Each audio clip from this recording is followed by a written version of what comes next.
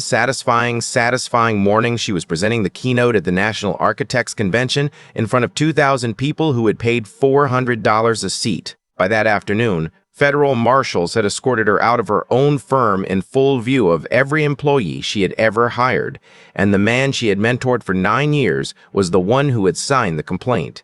In 72 hours, Lorraine Adler went from being most celebrated architect in the Northeast to a woman whose name triggered a content warning on cable news. That same week, a black single father who repaired elevators for a living walked into her life and refused to walk back out. The offices of Adler and Pratt occupy the top 3 floors of a converted textile warehouse in downtown Philadelphia. Lorraine had redesigned the building herself when she acquired it 11 years ago, stripping the brick to its original face, replacing the factory windows with floor-to-ceiling glass that let the morning light fall across the drafting tables in long, pale sheets. She liked arriving early enough to see that light before anyone else touched it.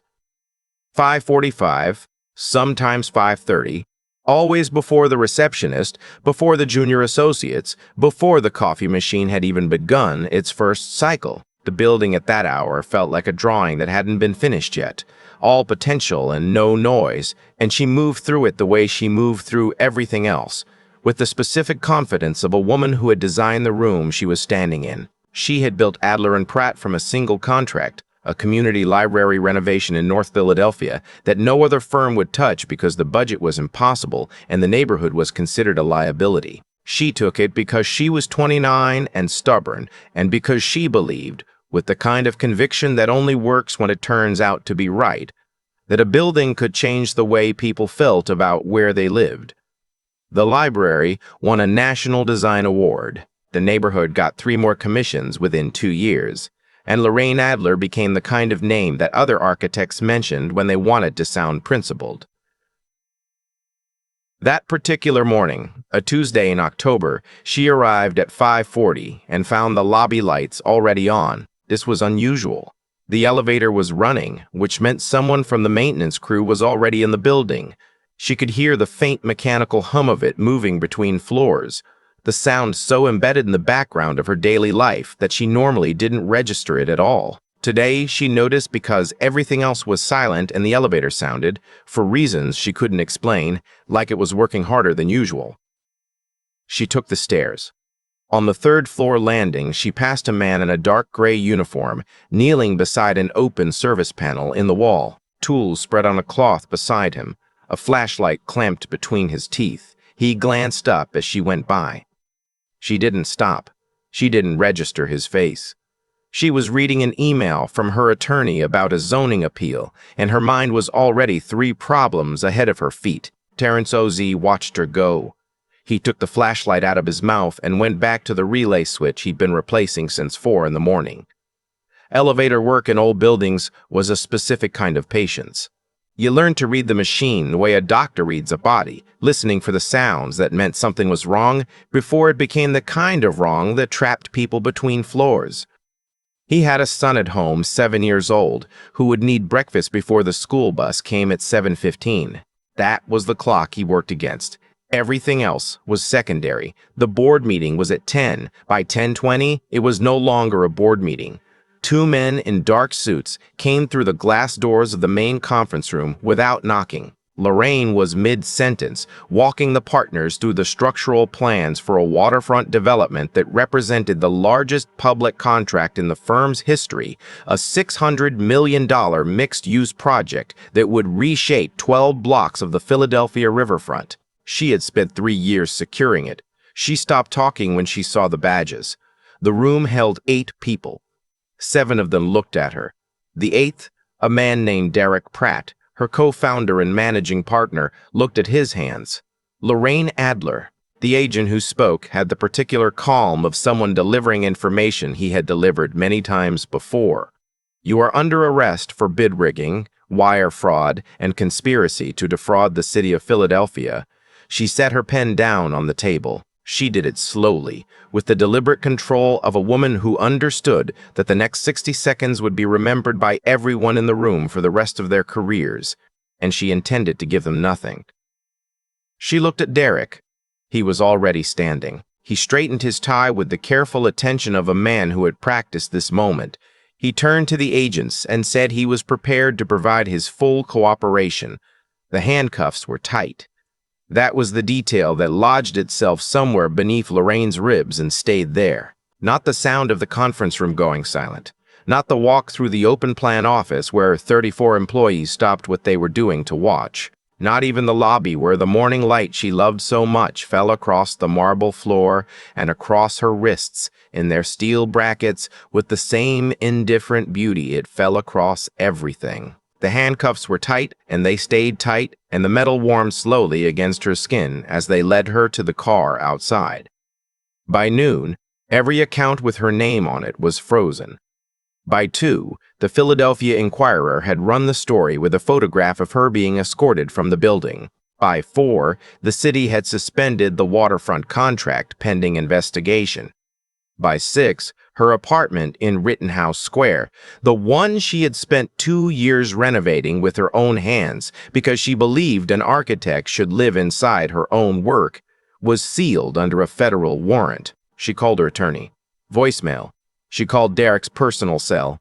Disconnected. She called her mother in Baltimore, and her mother answered on the first ring and said Lorraine's name in the particular way that meant she had already seen the news, and Lorraine hung up because she could not, at this specific moment, be someone's daughter. She stood on Walnut Street at 7 in the evening with her phone dead and her coat still inside the building she was no longer allowed to enter. The October air had a bite to it. Around her, Philadelphia moved the way it always moved, with its particular combination of history and indifference, people walking dogs, a man arguing into a Bluetooth earpiece, the 42 bus pulling away from the corner with its windows lit up like a moving aquarium. She had solved problems her entire career. Impossible budgets, hostile city councils, contractors who vanished mid-project, a roof collapse that should have ended her firm in its 3rd year. There had always been a move, a call, a person, a plan that existed just beyond the edge of the crisis. She stood on the sidewalk and could not think of a single one. The rain started around 8:30. Not heavy, just persistent, the kind of Philadelphia autumn rain that doesn't commit to being a storm but refuses to stop. Rittenhouse Square at this hour was mostly empty. A few dog walkers cutting through, a couple under an umbrella moving toward the restaurant row on 18th Street. Lorraine sat on a bench near the south fountain with her blazer soaked through and her hair flattened against her forehead, and something settling into her chest that she recognized clinically as shock, but could not seem to do anything about. She heard him before she saw him, the metallic clang of a manhole cover being shifted, the scrape of a wrench against iron.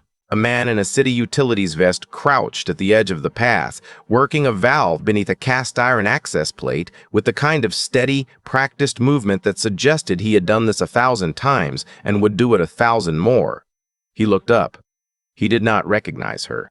She could see it immediately. The complete absence of recalibration in his expression, no shift, no double take, no sudden awareness that he was looking at someone whose face had been on television 6 hours ago. He looked at her the way a person looks at someone sitting alone in the rain with the simple concern of a human being who has been alive long enough to understand that sometimes the world does this to people. Terrence stood up. He unzipped his outer jacket, a heavy canvas thing lined with flannel that smelled like machine oil and cinnamon gum, and set it across her shoulders without asking permission. Lorraine looked at him. She had not been touched by another person all day unless she counted the federal agents, and she did not count them. "I don't need your coat," she said. Terrence crouched back down beside the valve. "Probably not," he said, "but you're shaking." She had not noticed that she was shaking. She had not noticed that she was shaking. He worked in silence for a while. The rain continued. The jacket was too big on her and warm in a way that felt almost aggressive, as though warmth itself was making a point about what she had been refusing to feel. "I had everything this morning," she said. She said it to the air more than to him, the way a person says something they are still trying to believe. Terrence sat back on his heels and looked at her. His face was calm, but not in the way of someone who didn't care. in the way of someone who had learned that the distance between having everything and having nothing was shorter than most people imagined, and that the crossing didn't kill you unless you decided it did. "What do you mean by everything?" he asked. "My company, my accounts, my name, my building, the project I spent 3 years on." She looked at her hands. "Everything." Terrence was quiet for a moment. Then he said, "That's a lot of things, but that's not everything." Lorraine stiffened. "Don't do that. Don't give me a speech about what really matters." "No speech," Terrence said. He picked up his wrench and turned back to the valve. "Just pointing out that you're sitting here. You're breathing. You're angry enough to tell a stranger to shut up." He glanced at her. "That's not nothing." She almost smiled. She didn't, but something moved at the corner of her mouth that, in better lighting, might have been close. He finished the valve and began packing his tools. As he did, he said, without any particular emphasis, "I used to build things too." Lorraine looked at him. "Infrastructure monitoring systems," he said, "designed a sensor network that could predict mechanical failures in municipal buildings before they happened. Water mains, HVAC, elevator systems, electrical grids. Spent 5 years developing it on my own time. Filed the patent, had a working prototype." He zipped the tool bag closed. "A man named Derek Pratt saw a presentation I gave at a city planning conference. 6 months later, the patent was reassigned. I was charged with theft of proprietary technology that was mine, and I spent 22 months in a federal detention facility while he built a consulting division around my work." The rain seemed louder in the silence that followed. "Derek Pratt," Lorraine said. Her voice had changed. The hollow quality was gone. Something sharper had replaced it. "He was my partner," she said. "He co-founded the firm with me." She looked at the ground. "He's the one who turned me in today." Terrence stopped packing. He looked at her carefully, the way a person looks at a piece of information that rearranges the shape of something they thought they already understood. They sat in the rain for a long time without speaking. The fountain behind them made its sound. The city moved. Then Lorraine said, "There's a server room on the 2nd floor of my building. Derek keeps a private backup drive in a locked cabinet behind the network rack. Not the firm's official records, not the files that go to auditors or regulators. The real ones. Every doctored bid, every inflated invoice, every contract that was rigged before the RFP was even published. I saw him access it once. He didn't know I was watching." She looked at Terrence. "If that drive still exists, it proves everything. Not just what he did to me, what he did to you, what he's been doing for a decade." Terrence looked at her steadily. "The building is sealed," he said. "Federal tape on the executive floors. The federal seal covers business operations," Lorraine said. "The building maintenance contract runs through an independent facilities vendor. Separate agreement. Separate access schedule." She paused. "You work on the elevators in that building. I saw you this morning." Terrence said nothing for a moment. Then, quietly, "You noticed me?" "I noticed the building," Lorraine said. "Everything in it." Terrence picked up his bag and stood. He looked out across the square. The rain was easing, not stopping, just softening its argument. "You want revenge," he said, "or you want the truth?" Lorraine opened her mouth and closed it. It was the first question anyone had asked her all day that she couldn't answer with competence or strategy or force of will. The rain continued. Terrence waited. She answered him the next morning. He was on the same bench at 6:15, the end of his overnight shift, eating a granola bar and reading something on his phone. She was already there when he arrived, dry, wearing clothes that didn't belong to her, a plain black hoodie, jeans, sneakers that still had the tag crease across the toe. "The truth," she said before he even sat down. Terrence looked at her. Then he sat down and finished his granola bar. The facilities depot was a low cinder block building near the Navy Yard where Terrence checked in for his shift. He signed Lorraine in on a supplemental worker form. The night supervisor, a tired woman named Glenda, who had been doing this job for 14 years and had developed an advanced talent for not noticing things that were not her problem, stamped it without looking up. Terrence handed Lorraine a uniform from his locker, gray pants, gray shirt, the facilities company logo on the chest, a cap that pulled down over her forehead. She held the shirt up. Something crossed her face that was more complicated than reluctance or pride. It was the specific expression of a woman confronting, for the first time, the uniform of a world she had walked past every day without seeing. Terrence was already pulling on his vest. He didn't watch her. He had spent enough years in spaces where dignity was a private negotiation to know when someone needed to work through a moment without an audience. When he turned around, she was dressed. She had tucked the shirt in, which nobody at this company did, and he decided not to mention it. "How do I look?" she asked. "Like an architect wearing a janitor costume," Terrence said. He handed her a toolbox. "Carry this. Don't make eye contact with the lobby guard, and stop standing like you own the building." "I do own the building," Lorraine said. "Not tonight, you don't." The building, at 11 p.m., was a different structure than the one Lorraine had inhabited for a decade.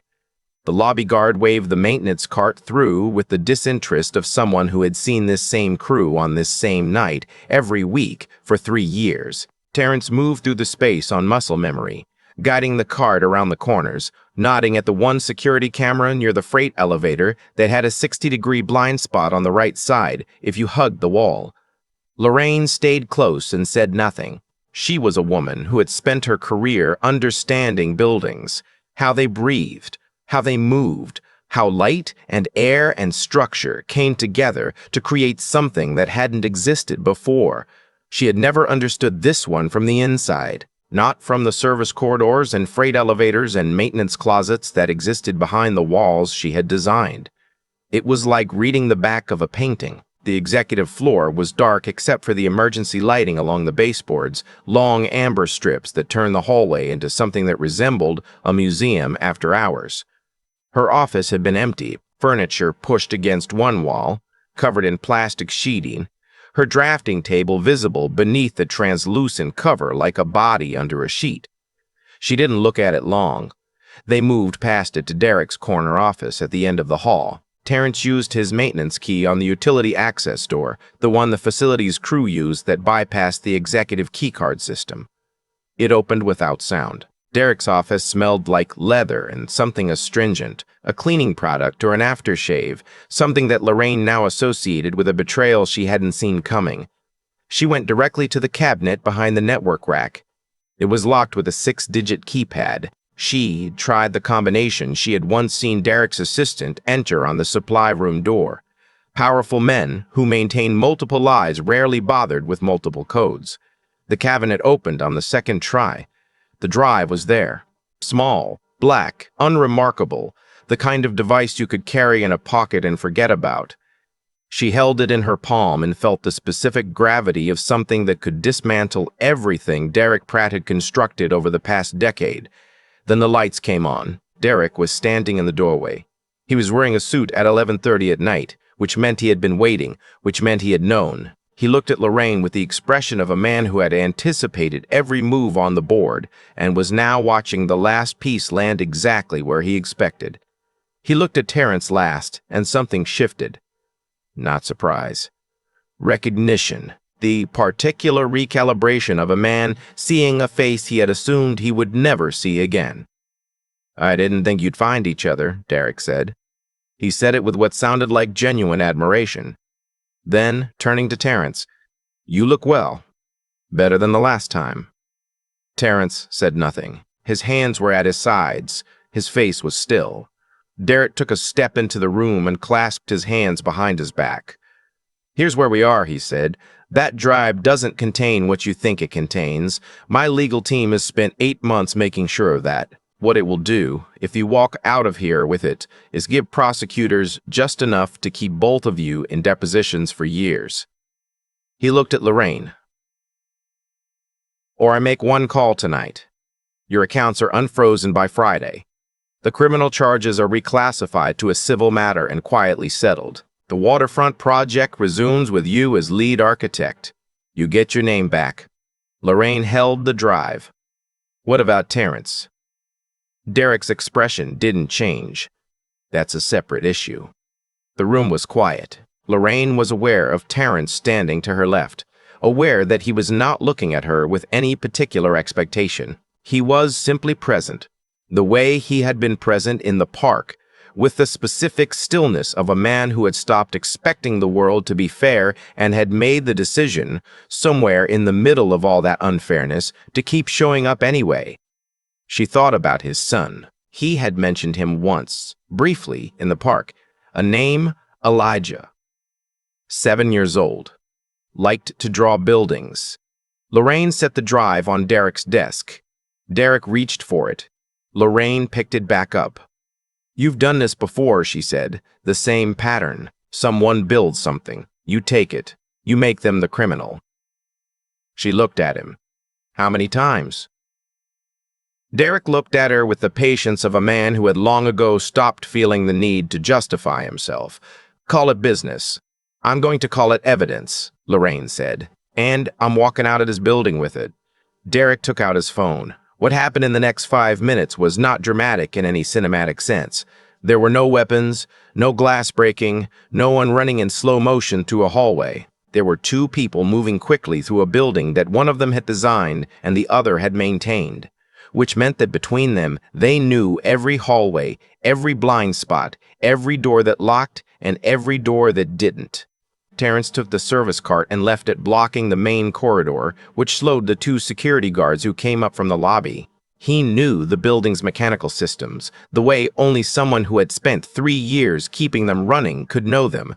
The service tunnel behind the HVAC room on the second floor, the freight elevator that opened onto the loading dock, the camera near the east stairwell that cycled on an 8-second delay. He had spent years being invisible in this building. Tonight, that invisibility was the only thing that mattered. They reached the server room on the second floor. Lorraine plugged in the drive and opened the transfer interface. A prompt appeared on the screen. "Biometric voice authentication required. State your access phrase." Lorraine stared at the screen. Then she looked at Terrence. "It's keyed to Derek," she said. "His voice profile." "What does the phrase sound like?" Terrence asked. "I don't know it. I never had access to this system." She looked at him. "But you've been in his office for 3 years." Terrence looked at the screen. Something moved behind his eyes, the particular expression of a person sifting through years of unremarkable moments, looking for one specific thing. He had been in Derek's office hundreds of times. Derek was the kind of man who treated maintenance workers the way he treated the furniture, present, functional, incapable of thought. He had activated that system in front of Terrence more than once without a second thought. A habit, a reflex. Always the same phrase in the same flat cadence, like reading a license plate number. Derek Pratt had never once considered that the man repairing his elevator might be listening. Terrence leaned toward the microphone. He said the phrase, slowly, matching the rhythm and the tone he had heard across dozens of late nights, the particular cadence of a man who had never imagined that anyone in the room was paying attention. The system accepted it. Lorraine sent the data to the FBI field office, to the SEC, to the city inspector general, and to 2 journalists at the Philadelphia Inquirer whose direct emails she had memorized years ago as a precaution she had hoped never to need. The transfer took 3 minutes and 40 seconds. She watched the progress bar the way a person watches a fuse burn, with the complete and focused attention of someone who has reduced everything to a single point. When it finished, they heard footsteps in the corridor. They did not run. There was nowhere to run to. Terrence stood with his hands visible, the way he had learned a long time ago to stand when authority entered a space. Lorraine stood beside him. She did not raise her hands. She stood straight with the same composure she had maintained walking through her own lobby in handcuffs that morning, but this time the composure was different. It wasn't armor. It was something quieter and more real than armor had ever been. The officers told them they were both under arrest. Lorraine said, "I know." She looked at Terrence. He was looking at the floor, jaw tight, processing something privately that she understood without needing to ask. He was thinking about Elijah. He was thinking about a 7-year-old boy who liked to draw buildings, waking up tomorrow to find that his father was not home. She didn't say anything because there was nothing adequate to say, but she made a decision standing in that server room with the upload complete and the handcuffs returning to her wrists for the second time in 24 hours. She had an answer to his question now, the one he'd asked her in the rain, the one she hadn't been able to answer. It wasn't revenge. It had stopped being about revenge somewhere between the park and this room. It was the truth. And the truth had already left the building. The data hit every inbox at 4:51 in the morning. By 6, the FBI field office had opened a secondary investigation into the waterfront bid process. By 8, the SEC had frozen Derek Pratt's personal accounts and flagged 4 shell companies registered in Delaware that had not appeared in any public disclosure. By 9, the Inquirer published the first piece. By 10, there were 9 more across 3 outlets. By noon, it was national. Derek Pratt was arrested at his home in Bryn Mawr at 12:45. His attorney released a statement 20 minutes later that managed to say absolutely nothing in 3 paragraphs of careful language. Lorraine heard all of this from a holding room at the Federal Building on Market Street. A public defender sat across from her with a legal pad and an expression that strongly suggested he had not been briefed on the scope of what he was walking into. She told him, calmly and in order, everything that had happened in the past 36 hours. He wrote faster as she talked. Terrence was in a separate room down the hall. She knew this because she had asked 4 times, and on the 4th attempt, a different officer had confirmed it. Her own attorney arrived at 1 in the afternoon. His name was Franklin Meade, a tall, quiet man in his 60s who had represented Lorraine since the firm's earliest days and who operated with the economy of someone who believed that unnecessary words were a form of professional malpractice. He sat down across from her, opened his briefcase and said, "The charges against you will be dropped within 72 hours. The evidence from that drive is substantial. Combined with what the SEC is finding in Pratt's financials, the government has no viable path to prosecution with you as defendant." Lorraine said, "What about Terrence Ossie?" Meade opened a folder. "Mr. Ossie is the complication. He was on supervised release from his original conviction when the entry occurred. That's a technical violation, regardless of outcome or intent." He placed a single sheet of paper on the table. "There is a clean resolution. You provide a statement indicating that Mr. Ossie acted under duress, that you pressured him into assisting under circumstances that gave him no reasonable alternative. Given the power dynamic, it's a credible narrative. It eliminates his exposure, and the whole matter resolves efficiently." Lorraine looked at the paper without touching it. "That's not what happened," she said. "I'm aware of that," Meade said, with the tone of a man who had long ago accepted the distance between legal strategy and factual truth. "You said it eliminates his exposure. What does it do to his record?" The framing would require him to accept a version of events in which he was a passive participant. It doesn't address his prior conviction. It simply avoids compounding it. So his record stays. And the technology Derek stole from him? Meade's expression shifted. The first indication that this conversation was heading somewhere he had not prepared for. "That's a civil matter. Separate proceeding." Lorraine pushed the paper back across the table. "Then it doesn't resolve cleanly," she said. "Not for both of us, just for me." Meade looked at her for a long time. He had known Lorraine for 11 years. He recognized the quality of stillness in her. That meant a decision had already been made and the room was simply being informed. "What are you asking me to do?" he said. "I'm asking you what the right resolution looks like," Lorraine said. "Not the fast one." Meade picked up the paper, folded it once, and returned it to his briefcase. Then he picked up his legal pad and began to write. It took 13 days. Meade filed a motion to have Terrence formally recognized as a cooperating witness in the federal investigation, not a peripheral figure, not a coerced participant, but the central operative whose insider knowledge had made the evidence recovery possible. He attached a detailed account of Terrence's original case, the theft of his sensor network technology, the fabricated charges, the direct line connecting that crime to the broader pattern of fraud, now under federal investigation. Lorraine submitted a personal statement. It was 5 pages. She wrote every word herself, sending the final version to Meade's office at 3 in the morning on the 8th day. On the 13th day, the U.S. Attorney's Office agreed not to pursue charges against Terrence O.C. On the 14th day, a federal judge signed an order formally recognizing him as a cooperating witness. On the 16th day, his parole was discharged early. On the 23rd day, based on documentation that Meade's team had extracted from Derek's files, the original conviction, the one that had sent Terrence to prison for a crime he did not commit, was vacated. He had been legally guilty for 5 years. Then, on a Thursday morning in a courtroom on 6th Street, he wasn't. Lorraine was waiting in the corridor outside the courtroom when Terrence came through the doors.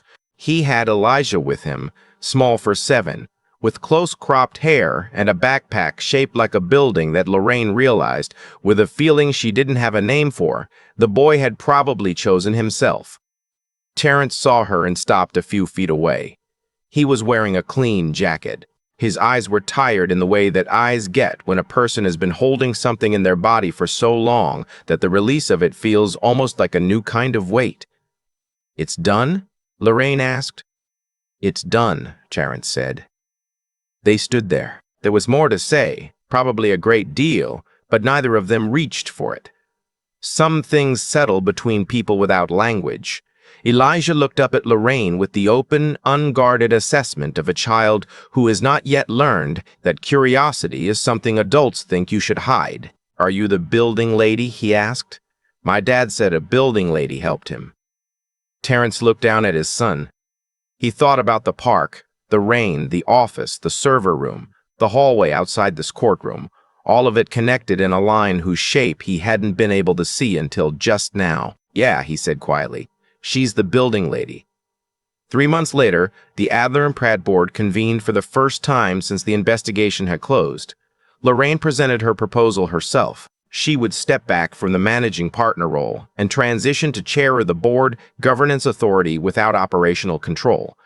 The room was quiet in a way it had never been before. Not the silence of people calculating advantage, but something closer to actual attention. The board approved it unanimously. The second proposal was for a newly created Chief Technology Officer, a role that had not previously existed at the firm. It would be filled by Terrence Osei, whose original sensor network technology, stolen and exploited and used to cut corners on building safety inspections for half a decade, would be returned to him and formally licensed by the company at a valuation that Meade had negotiated across 4 separate sessions.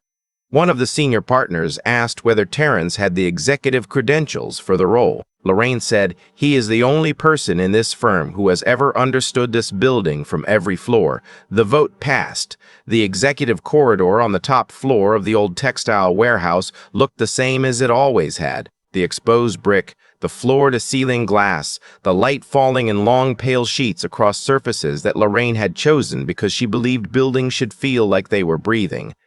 The floor had been polished recently. It caught the morning sun in wide reflections that ran the length of the hallway. Terrence walked it on his first day in a different capacity than he had ever walked it before. He wore a dark jacket that still felt slightly foreign on his frame. He carried nothing in his hands. A young associate came around the corner at the far end, walking fast, eyes on her phone. She passed him without looking up. Terrence stopped. He watched her disappear around the bend. Then he smiled, not with bitterness, not with irony, but with the specific understanding of a person who knows exactly what that moment contains and has made the decision that it will not define what comes next. That evening, Lorraine found him on the rooftop terrace that she had designed as a private addition to the building 3 years ago. She stood at the railing and looked out at Philadelphia the way she had looked at it 1,000 times, and it looked different. Not smaller, just more honestly sized. Terrence came to stand beside her. Below them, the city moved, with its usual exhaustible patience, lights switching on in row house windows, traffic redistributing itself along Broad Street, the Schuylkill River catching the last of the October light somewhere in the distance. "I used to stand up here," Lorraine said, "and think about what I'd designed. All of it. Every line, every building. Like the whole city existed because of decisions I'd made in rooms like mine." Terrence leaned on the railing and looked out with her. We don't design cities, he said. We just learn how to live in them. And if we're lucky, we leave them a little better than we found them without convincing ourselves that we're the reason they exist. The wind moved across the terrace. Somewhere below, a siren started and stopped. I didn't understand what I was losing, Lorraine said. That night in the park, I thought I'd lost everything, but I hadn't lost anything that actually mattered yet. She looked at him. I was just beginning to figure out what mattered. Terrence turned that over quietly. Then he said, Elijah asked me this morning if I was scared about the new job. What did you tell him? I told him I'd been in the building before. He smiled. He said that was a weird answer. Lorraine laughed. It was a real laugh. Short and unguarded, the kind she hadn't heard from herself in long enough that the sound of it was briefly startling. The city moved below them. The river held its light. Here's the thing this story leaves behind, and it's worth a moment of your time to sit with it. The most powerful person in the room is not always the person whose name is on the building. Sometimes it's the person who showed up night after night in the hours when nobody was watching and kept going anyway. Terrence didn't help Lorraine because he had something to gain. He reached out because he was kind at a moment when kindness cost him something, and that is the hardest kind of kindness there is. And Lorraine didn't change because she lost her firm. She changed because for the first time in her life, someone asked her a question she could not answer with competence or money or force of will. What do you actually want? Revenge or the truth? Most of us never get asked that question directly, but we face it in quieter ways more often than we'd like to admit. If this story made you feel something, if it made you think about someone who showed up for you when they didn't have to, share it with them. That's worth more than any like or comment. And if you want more stories like this, real ones, the kind that stay with you after the screen goes dark, subscribe to the channel. There's a new one coming soon, and you won't want to miss it.